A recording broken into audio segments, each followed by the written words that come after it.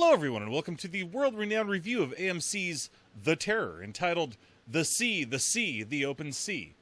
I am the world-renowned historian. So first of all, to everyone watching this review, and to everyone who has watched the previous reviews, from the bottom of my heart, thank you.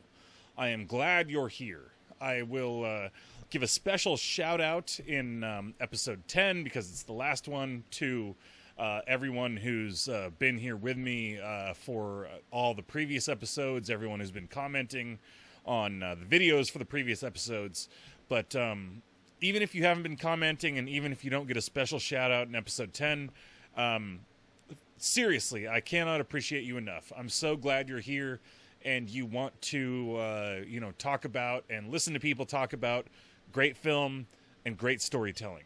I cannot thank you enough. Second of all, you might hear a loud buzzing in the background of this video, like I'm surrounded by bees. Well, I assure you, everybody, I am not actually surrounded by bees. The fact of the matter is, I live in the Pacific Northwest, and they have some somewhat backwards attitudes towards air conditioning, in my opinion. I hear people in the Pacific Northwest say all the time, well, we only need air conditioning for couple of weeks out of the year. Well, I'm here to tell you all, that's wrong. That is completely incorrect. So, the long and the short of it is, I have several fans pointed directly at my body right now, because this is the only part of my day that I won't be absolutely dripping sweat when I'm talking to you people. So, I apologize about the buzz, but it's not going to go away. Because, talk to the Pacific Northwest about that. If you can convince them to put air conditioning in houses, they put it in their buses. They put it in their buses and all of their mass transit, so I know they know it's good. But if you can convince people in the Pacific Northwest to put it in houses, hey, I won't have buzz in the back of my videos. See what you can do. Anyhow, I'm especially glad to be back talking to you all again after another small hiatus. You know, right now I'm working in the neighborhood of like 60 to 65 hours per week, while I'm also putting the finishing touches on a master's thesis. So I've been unable to put much energy into my favorite distraction of YouTube. But working all of those hours will eventually improve the channel tremendously by means of new equipment, so stay tuned for that. You know, we're nearing the end of this journey, and the men of the Franklin expedition are also nearing their end. You know, this episode is a death march, plain and simple. These are men whose bodies are pressed to the absolute limits of human endurance. Some deaths are mercifully quick, some agonizingly drawn out.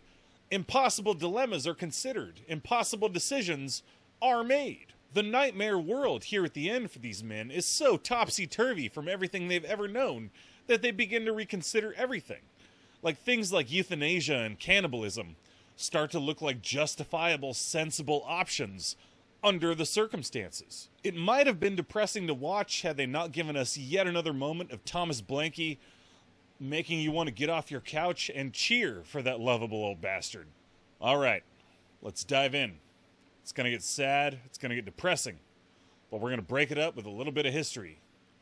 So, from here on out,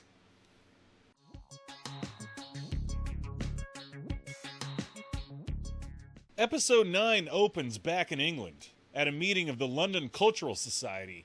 You know, basically a bunch of rich bigwig socialites. So Charles Dickens is the guest speaker. Now, Dickens was 35 at the time and had been a major force in literature for over a decade already. So this was a big deal. But Dickens hands the floor over to Lady Jane, who is there to essentially pass the collection plate. You know, she's seeking patrons for a private rescue mission to go and relieve the men of the Franklin expedition.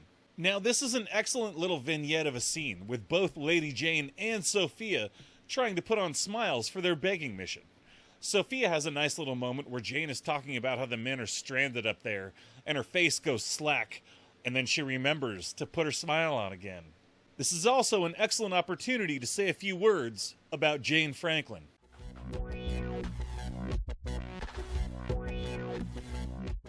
Of all the fascinating historical figures associated with the Franklin expedition, I happen to think that the Lady Jane is quite high on the list. She was born in London in 1792 and was educated all over Europe, thanks to her rich father.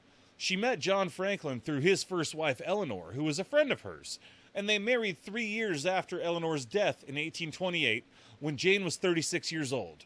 She never married before age 36. In 1837, when Jane was 45, Sir John was appointed Lieutenant Governor of what is today Tasmania in Australia. There, Jane encouraged the building of secondary schools, created an art museum, and did much to improve the lives of female prisoners on the Australian continent. Jane was 53 years old when John set out on what would be his final expedition, and she in fact spent the last 3 decades of her life trying to at first rescue him, and then eventually just find out what happened to him. In all, she's personally sponsored 7 expeditions to find some trace of her lost husband. By the 1850s, the Admiralty was offering £20,000 for the rescue of the men, and £10,000 for definitive proof of what happened to them. In 1854, 6 years after the men abandoned ship, a guy by the name of John Ray pretty much solved the issue. He ran into a group of Inuit at Pelly Bay, southwest of Baffin Island. They had a bunch of personal artifacts from the Franklin expedition. They also described seeing pots containing cooked human remains. Well, Lady Jane would not have this. She regarded it as smearing her husband's memory. So she and Charles Dickens pretty much teamed up to smear John Ray and the Inuit as liars. Dickens called the Inuit testimony the vague babble of savages. The Admiralty awarded John Ray the prize money, and Jane wrote them a fairly lengthy letter, which we have, urging them not to do so. Right up until the end of her life in 1875, Jane was still searching for definitive proof of the expedition's fate. So is Jane a good person or a bad person? Should we cast aside the memory of her and Charles Dickens because they thought the Inuit were terrible, unreliable savages? Well, really, all I have to say about it is people are complicated, right? Like Jane can both be the philanthropist who sought to improve the lives of female convicts in Australia, and also the racist by modern standards who smeared John Ray's good name. Both of these things can exist in the same person. You probably believe all sorts of things that future people will find repulsive. You just can't identify those repulsive things because they were born of the culture that you were steeped in. Rather than good or bad, I prefer to simply leave it at remarkable. Anyways, the opening scene ends with a close-up of the lower half of Jane's face as she laughs nervously. And we cut straight to a dude who's had his head ripped off from the lower jaw up. If I haven't said it before, the editing on this show, pretty good. This is the aftermath of the Toonbox attack on the camp. So the camp has split, with Hickey's mutiny carving off a handful of the survivors. Now, Hartnell and another sailor are examining the dead guy. They can't tell who he is. Is he one of Hickey's or one of Crozier's men? But Hartnell, who has become this, paragon of decency and, Crozier's man through and through, tells the sailor that won't change what they do for him, which is exactly what Crozier would say. In many respects, this sets the tone for the rest of the episode, especially Crozier's bits very late in the episode. Bridgens, Fitzjames, and Crozier discuss how to proceed. Fitzjames points out they don't have the strength or time to bury everyone, and they speculate about Good Sir's whereabouts. In the meantime, a man injured by the Toonbox is in a fugue state, and Bridgens compares his mind to the pages of a diary, but the pages are blank now. We can discuss how later in this episode John Bridgens reads a diary and it's incredibly poignant and the pages are anything but blank. But we can also say that in one sense, you might say that the comforts of society and the gift of sentience, they write lots of things in our personal diaries. Moral restrictions on cannibalism is one such thing. We are one of the few species in the animal kingdom who don't cheerfully eat our own when pressed. And that is largely because of the gifts of society. The men are becoming wild animals as the diaries of their social upbringing are erased by the horrors of starvation. Crozier gives the men a speech to steel their resolve before ordering Jobson to burn the dead. Fitzjames asks what to do with the supplies they cannot take with them, and Crozier says to leave them for Hickey's men. He wants them to see it as an offering. Fitzjames' mind is blown by this, and he has the wonderful line, "More than God loves them." The last thing we see before the title sequence is the men setting out, indistinct wraiths through the smoke of the burning corpses of their comrades. Hodgson is alone out on the rocks, near death. He eats a piece of his boot and loses a tooth in the process. I'm not sure if you guys knew this, but scurvy sucks! But he's in luck, because he's discovered by Team Hickey! What?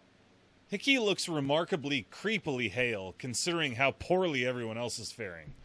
He tells Hodgson that he still has a place with them, and Hodgson says, "You have food?" And that's good enough for him, by God! Meanwhile, Crozier's party is sledging across the Arctic, cheerfully pretending they still have any chance whatsoever of survival. My man Blanky is in obvious discomfort. Fitzjames finally collapses, unable to sledge anymore. He and Crozier have yet another wonderful scene together, containing a callback all the way to episode 1, where Fitzjames first told his Chinese sniper story. It's funny because the wound was reopened and it's probably gonna kill him. Side note, actually, that's not funny. But Crozier tries to reassure his friend that he's going to make it.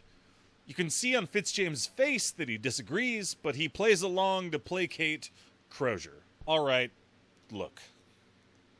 You and I and you, we've seen enough of this show to know that we get hard cuts between sweet things and brutal, horrible things. And so we cut from a sweet moment between two good friends over to Hickey trying to manipulate the coward Hodgson into thinking it's okay to consume human flesh. Hickey points out, quite correctly, I'll note, that they've eaten from Stephen Goldner's mystery tins for years now, without knowing what they were actually eating. All that mattered was that the tins served their needs. And in an absolutely perfect filmmaking moment, he states that their needs have changed, just as Gibson goes into Good Sir's tent. Look, not to get too film class like wonky on you, but when I was very briefly a film student, the instructors talked about how to do a voiceover correctly. The right way to do a voiceover is not to describe what is happening in a scene, but to comment on it, ironically or poetically. You know, my teachers talked about one filmmaker who did it particularly well was Terrence Malick, specifically with the film Days of Heaven. And that is precisely what Hickey's voiceover does here, given what happens in this episode in a later scene. And of course, we get this series' perfect visuals with the sun shining through the buttonholes in Hickey's coat, calling back Fitzjames' health issues from just moments ago, when Fitzjames had wounds reopening. Good Sir is examining Gibson, and Gibson describes the horrible symptoms of the scurvy that's killing him. He asks Good Sir what he should prepare for, and Good Sir replies with all that good humor, optimism, and bedside manner we've come to expect from the good doctor. No, I'm just kidding. He tells him he'll be dead soon. Yes, Good Sir literally tells Gibson that he should prepare for his own death. Foreshadowing. You know, it should be said that Paul Reddy's performance during the scene is magnificent. And then Hickey comes in. Immediately, obviously, we're called to recollect the long relationship between Gibson and Hickey over the course of the series. And you know what? I'll just say it here. You know, I haven't done any kind of study of same-sex relationships in the 19th century or same-sex relationships in single-gender settings like the Navy or the prison or what have you. Hickey basically feigns concern for Gibson, and Gibson tries to appear strong. You know, Hickey asks Good Sir if his former lover can haul the following day, and the exhausted Good Sir, perhaps assuming this means that Hickey will allow him to convalesce, answers honestly, no, he can't haul. Hickey comforts Gibson, perhaps honestly, perhaps just to make him complacent. And then he goes outside, walks over to his own tent, and gets his knife. Here again, we see the filmmaker's artistry with voiceovers as Gibson speaks in voiceover over a scene with, you know, Hickey going to get his murder weapon telling Good Sir that he wouldn't comfort them either. You know, like remember moments ago, it was the opposite. Anyway, Hickey comes back and murders Gibson with his knife. The filmmaking artistry of this scene is beautiful, but the content of the scene is horrifying, as Good Sir and Hickey each hug Gibson as he dies. You know, Good Sir as a source of comfort, Hickey holding onto him to make sure that he's dead. There was a two-shot in Minority Report, the Tom Cruise film directed by Steven Spielberg, that the great film critic Roger Ebert fell in love with. You know, at the time, he called it the greatest two-shot ever composed. And I think if Roger were alive, he might see the one between Good Sir and Hickey, with the dying Gibson in between them, in similar terms. This is a heartbreaking scene. Little informs Crozier that they've sighted the Toonbach, tracking them on the rocks. As if in response, Fitzjames cries out in delirium, Bridgens noting that the jostling over the rocks has probably finally gotten to him. They stop and Crozier meets with his lieutenants. You know, Jobson reports their dwindling supplies, and Edward Little suggests a radical idea. He suggests leaving the wounded and the sick to convalesce, while the relatively healthy go and hunt for game. And later come back for the wounded? Well, Jobson points out correctly that this is total nonsense. You know, I've really come to love the character of Jobson and his whole arc, from Crozier's assistant to his protege to lieutenant, you know, sort of mirroring Crozier's poor upbringing. You know, he's sort of what Hickey could have been if Hickey was not an utter scumbag. And so it makes sense, you know, given that Jobson was born poor, given that he attained his station by his wits and his loyalty to Crozier, that he is the one to point out that, yes, Little's plan would be a total obvious death sentence for the sick and the wounded. Remember when Jobson talked to Crozier about growing up poor and caring for his convalescing mother? Maybe Thomas Jobson cares a little more for the sick and the poor and the wounded than does Edward Little. Little in this scene is the bridge between Crozier and Hickey. You know, the bridge between the decency and morality of a Francis Crozier and the horrible practical pragmatism of a Cornelius Hickey. You know, he lays out the logic of leaving behind the sick and the dying. And Crozier, in an absolutely exquisite performance by Jared Harris, admits the logic of it in one breath and utterly demolishes it in the next. He says he'll not leave any man alone in his last extremity, not just Fitzjames, but any of them. Implied is that Crozier would rather die out there than leave any of them to face their fate alone. In Crozier, the cold, simple logic of nature is defeated by the fiery heart of human compassion. You know, this is a very universal story in that way. You know, the very story at the heart of mankind and civilization and society as it has progressed for the last several thousand years. You know, like, why keep our sick alive? Why keep our dying comfortable? Why not just let nature take its course and let the strong survive as, you know, Darwinian natural selection intended? Well, I suspect that Francis Rawdon Mora Crozier would have a very stern, very clear answer to that question. He would know exactly why you don't do those things. Lady Silence is talking to the elder, who you might remember from episode 1, scene 1. The elder tells her there are too many of them, just as there were too many caribou in the year of the falling stars.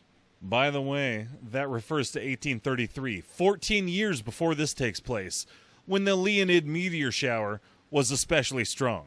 Anyways, the dude tells Silence that he will call another shaman and give the Toonbach to him and balance things out again. Dude finishes by telling Silence that Toonbach is still hers and the problem is still hers to fix, at least for the moment. Bridgens and Crozier are looking after Fitzjames, who is dying. This is a heartbreaking scene. Fitzjames, in his delirium, tells Crozier to use his body to feed the men, to help them survive. He even tells them, "I'm not Christ." This is the first, but not the last, reference to communion and the Eucharist in this episode. And then Fitzjames asks Crozier to kill him. Crozier asks him if he is sure, and Fitzjames assents by saying nothing, essentially. And then Crozier asks Bridgens to leave. But before Bridgens does, he gives him the drug he needs to end Fitzjames' life as peacefully as he can. Before he leaves, Bridgens becomes legitimately emotional, telling Fitzjames it was an honor to serve him, telling him there will be poems. And then Crozier puts his friend out of his misery. The scene is heartbreaking in its plainness and its simplicity. It doesn't shy away. It doesn't blink. It's brief, it's painful, and it's perfect. The men bury Fitzjames out in the Arctic waste, and Crozier actually notices the JF embroidered on the ankle of Fitzjames' boots. Foreshadowing. Lieutenant Little asks Crozier if he wants to say anything, and Crozier tells him that he already did so, privately. And then Crozier tells him to hide the corpse so that he won't be pawed by animals, or by the human animals following Cornelius Hickey. The young ship's boy tells them of the toonbox movements, and Blanky realizes that it's tracking them. Now the others leave Crozier and Blanky alone, and Crozier suggests a last stand strategy. Face it down with all the ammo they've got. Blanky suggests a different strategy. And if Fitzjames' death didn't make you tear up, well, goddammit, get ready. Blanky suggests that he should go and drive it back out onto the ice, sacrificing himself to give the others a chance. Now, Crozier reacts angrily to this suggestion, and Ian Hart's face when Crozier tells him no, just makes me love the character Thomas Blanky even more. It's this sort of like sardonic bemusement at his captain's naivete. Just Blanky pulls up his pant leg, and his leg is beyond infected. It's south of cheese. It's a testament to the character that he has managed to remain upright and moving, as every step must be complete agony. Crozier breaks down in tears when he comes to accept his friend's fate. Like certain other people I know. And for a moment, the two friends share a silent beat as Blanky consoles his captain. No doubt each thinking about their years together in the service. Blanky tells Crozier he's got half a pouch for his last smoke, and that's good enough for him. But he also asks him for some forks and some rope. Enough to go around him a few times. In case I haven't said this yet, I really, really love Tom Blanky. Now, Blanky watches the others leave, and Crozier stares him down for one last time. And then they part ways. Crozier's men going off this way, and Blanky veering back out towards the ice. The men are sledging across the ice, and we hear Leviscant scream, "Man down!" It's Harry Pegler. Bridgens comes running up, and he makes it for his lover's last few moments of lucidity. Pegler asks Bridgens if he is allowed to sleep. And Bridgens holds him as he, goes to sleep, telling him that it's fine, that he can. If this episode didn't make you cry, I just don't know about you. I just don't. As they load the delirious Pegler into the boat, Jobson spots a single, lonely sign of hope. A single bird. At the other camp, Tozier updates Hickey on the state of Crozier's group, who they've been tracking. Noticeably, Hickey and Tozier are not sledging with the other men, as Fitzjames, Blanky, Crozier, et al. Have been. Hickey and Tozier go into Good Sir's tent, where Gibson's corpse lays unmolested. Hickey tells Good Sir that he became an anatomist to help the sick and the dying, and helping the sick and the dying is precisely what Hickey's trying to do by having Good Sir butcher Gibson. Good Sir notes that, based on his accent, Hickey most certainly knows exactly which parts of an animal are edible, so he can go ahead and do all the cutting himself. Hickey, in no uncertain terms, tells Good Sir that he is going to torture Lieutenant Hodgson unless Good Sir butchers Gibson's corpse. This is a complete Sophie's choice for the upstanding Mr. Good Sir. Cut into a dead man to feed his killers, or take a course of action which results in more death. The artistry of this scene is remarkable. I was reminded of Paul Thomas Anderson's There Will Be Blood, in the way the camera lingers on Good Sir for just this uncomfortably long time, as we see, beautiful filmmaking and beautiful storytelling artistry in service of a horrifying story. Finally, he chooses to butcher Gibson. Good Sir cannot willingly allow more death and pain. His choice was made. And, if we think about the character, his choice was obvious from the get-go. And then, Good Sir finds the ring that Hickey gave to Gibson a few episodes back. I'll have a lot more to say about this ring In the next review, my dude Blanky is stumping along and finally realizes he can't go any further. He drops to his ass, glasses the horizon, and he realizes something. He's come to a big blank spot on his map, and before him, under all that ice, lies a big wide stretch of ocean, as far as the eye can see. Thomas by God Blanky found the Northwest by God Passage. You know, as a historian, I guess I should be upset that the real world history has been circumvented. You know, after all, the real world Thomas Blanky probably didn't actually discover the Northwest Passage, but I'll allow it. As far as I'm concerned, this is now historical fact. Thomas Blanky discovered the Northwest Passage. During this scene, I was the Grinch when he heard the song in Whoville. My heart swelled 3 times too large. And I died. And then I was brought back to life by the awesomeness of Thomas Blanky. He hucks his fake leg, and he has his last smoke off his pipe. Because what in the hell else would Thomas Blanky do in a moment like that? Good Sir delivers his meat, and poor Diggle the cook walks forward to collect it. Next, the men eat, their faces just disturbed masks. Nobody's saying a word. Hodgson goes in to see Dr. Goodsir. He first calls him Mr. Goodsir, and then Dr. Goodsir after that. And then he tells him of when his parents sent him to live with his aunts. Hodgson tells Goodsir of his brief dalliance with Catholicism in his youth. How when he went, he was expecting sin and devilry, but he ended up loving Catholic Church. He speaks of communion and the Eucharist, where Catholics eat a symbol of the body and the blood of Christ.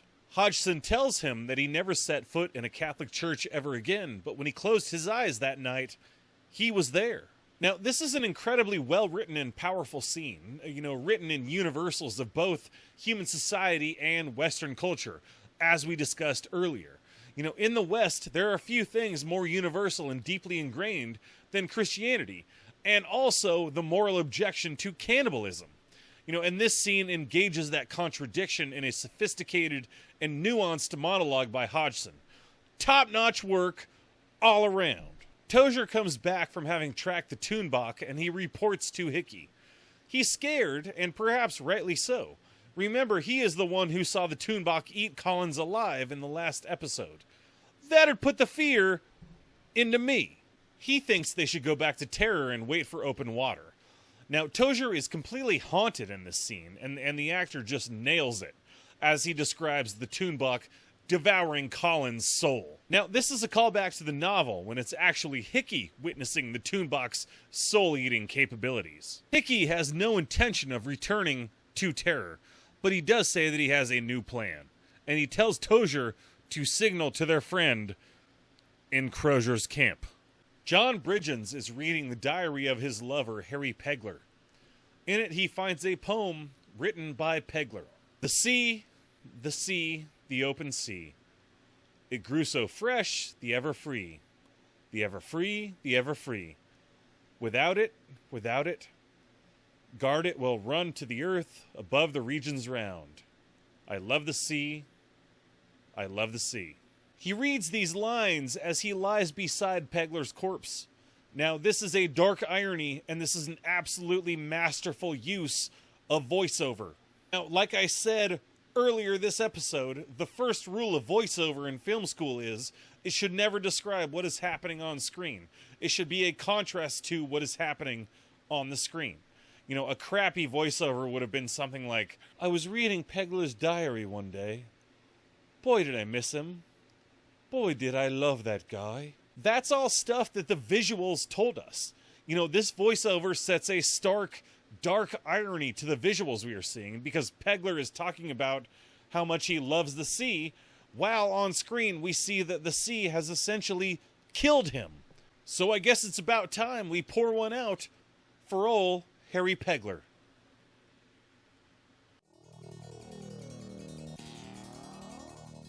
For a lot of this information, I'd like to directly credit Dr. Russell Potter of visionsnorth.blogspot.com, a blog whose author did a lot of the legwork I ended up not having to do, so I deeply appreciate it. But when I first saw the title of this episode, I thought it was kind of weird. Why spell sea that way? You know, the sea, the open sea. Why spell it as just the letter C? What could it possibly mean? What is it a reference to? My fans deserve and demand pretentious literary analysis. So it turns out they titled the episode that way because that's how the real Harry Pegler wrote it in his papers. In fact, both this episode title and the title of the last episode, Terror Camp Clear, are from the Pegler papers. Aside from the document found at the Victory Point cairn discussed in the last review, Harry Pegler's personal papers, seen here, are really the only written record we have of the expedition. We know that Pegler was born in 1811 or 1812, so he was in his early to mid-30s on the Franklin expedition. His father was a gunsmith in Westminster, and the Bluecoat School was nearby, leading some to speculate that Pegler may have attended. Pegler entered the Marine Society when he was 14, and it was noted upon his entry that he could read and write. You know, his career at sea was extensive. You know, he had been on a dozen ships before the Franklin expedition to China, Singapore, Bombay, the West Indies. You know, apart from a citation for drunkenness on board a ship when he was 21 years old, his record was exemplary. Potter cites Pegler's poor spelling as a slight against his literacy, but frankly, I find this disingenuous. You know, many people of the era spelled phonetically, and in fact, spelling reform was a continuous issue, debated in literary circles right up until the 20th century. I think the fact that Pegler's papers were mostly written backwards points to a creative and clever mind. You know, what possible reason could there be to write backwards other than that you love language and you enjoy playing with it and you enjoy, you know, the artistry of it just for the sake of it? In any event, Russell Potter has done some real work on the Pegler papers. If you want to see deeper into Harry Pegler's life, Russell Potter can help you get there. If you are interested, I strongly recommend you visit visionsnorth.blogspot.com. Immediately after reading Pegler's poetry, Bridgens walks away into the Arctic. He passes a watchman, and he doesn't say a word to him. Hickey is standing at the edge of the basin in which they've camped, staring off into the distance. You know, the other men are beginning to question him, but Tozier sets them straight, telling them there will not be a second mutiny. Crozier comes into the tent of the ailing Jobson. You know, Jobson has been his loyal assistant for so long that from his bed, half dead, he asks Crozier what he needs. And Crozier, you know, tells him kind of a funny story as, you know, Jobson fills in the punchlines as, frankly, Jobson is dying because this episode was not yet soul-crushing enough. The little dweeb lookout guy comes and tells Crozier and Little that he saw open water, and Crozier and Little rush out of their tent. Crozier, Little, the dweeb, and two others go down to where they said that the water would be, and it's just rock-solid ice. The dweeb sees Hickey's men come over the ridge, and he runs.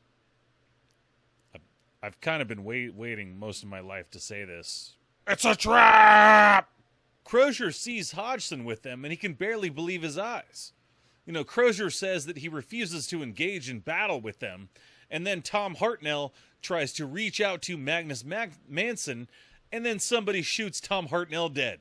Crozier is with Tom Hartnell in his last moments, you know, comforting him, telling him to go be with his brother, after having rehabilitated him from Hickey's contingent. Can I vote for Francis Crozier for president? The guy with a shotgun on Crozier asks him to stand up, please, and Crozier gives him a look that says, I will stand up when I am good and goddamn ready. Can I vote for Francis Crozier for king? Talk about a king in the north, am I right? Crozier agrees to go with them, but not before he tells Little to be sure that he buries Hartnell, and then keep moving south as planned. You know what? It's just possible that Fitzjames was actually right.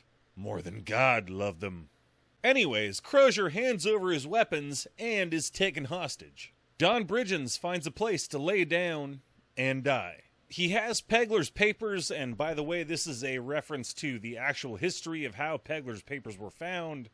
But anyways, Bridgens has Pegler's papers, and he tucks them into his pants, and without Pegler in the world, he's ready to go. He rolls over, and he goes to sleep. This was in the book, but it did not make me cry in the book. It did make me cry in the show.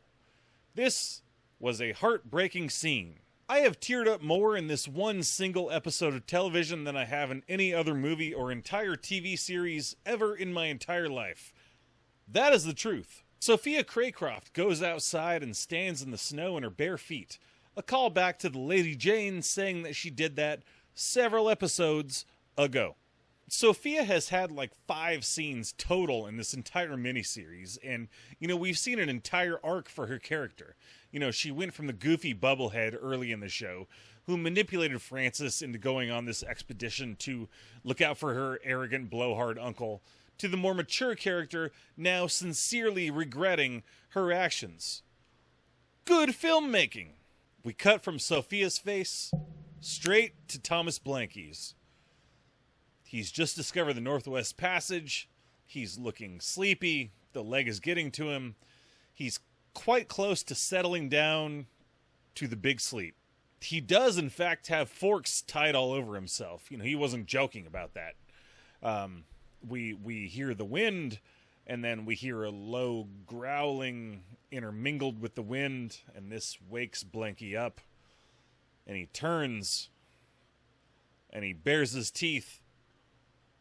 And then Thomas, by God, motherfucking Blanky, says, well, just watch it. Look, I'll admit to you people that I have a soft spot in my heart for lovable old curmudgeons. I'll even admit to you all that I have a softer spot in my heart for lovable old curmudgeons who are secret badasses. I'll even admit to you all that the softest spot in my heart is reserved for lovable old curmudgeons who are secret badasses who shuffle off this mortal coil, flipping the bird with one hand and grabbing their crotch with the other. Kind of like Marshawn Lynch scoring a touchdown. So I'll happily admit that I am biased. All of that said, if you think that Thomas Blanky is not one of the greatest characters in television history, you're wrong. You're wrong. You're wrong. You're wrong. You're wrong. You're wrong. You're wrong. You're wrong. Anyways, I sure love Thomas Blanky. Well, alright everybody, thanks for watching. If you reacted to my take on this episode at all, get at me in the comments. Like, dislike, comment, sub, or unsub if you hate me now. It's your Google account, do what you want with it. And, until next time, this is the World-Renowned Historian. You be good, kiddos, and regardless of whether you hate me now or not, kiddos, you be good. And I am out.